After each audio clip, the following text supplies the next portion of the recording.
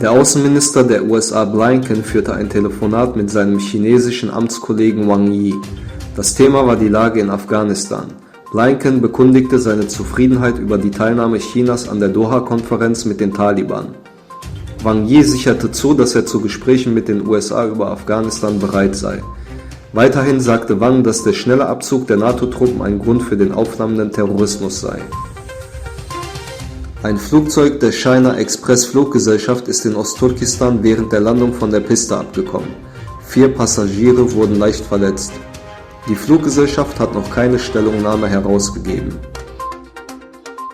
Die Pandemie hat für die katastrophalste Unterbrechung der Bildung in der Geschichte gesorgt, sagte WHO-Europadirektor Hans Kluge. Es ist daher extrem wichtig, dass der Präsenzunterricht in der gesamten europäischen Region ohne Unterbrechung fortgesetzt wird. Dies ist von größter Bedeutung für die Bildung, die psychische Gesundheit und die sozialen Fähigkeiten der Kinder. Schulen tragen dazu bei, Kinder zu glücklichen und produktiven Mitgliedern der Gesellschaft zu machen.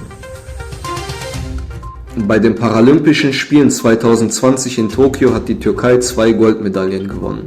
Der Tischtennisspieler Abdullah Öztürk hat seinen südkoreanischen Kontrahenten besiegt und gewann so die Goldmedaille. Der Washington Post zufolge hat der amerikanische Zoll Waren von chinesischen Firmen, die aus der uigurischen Zwangsarbeit stammen, beschlagnahmt. Weiterhin wurde die Einfuhr dieser Produkte verboten. Dieser Vorgang wurde von einem Mitarbeiter des Zolls bestätigt.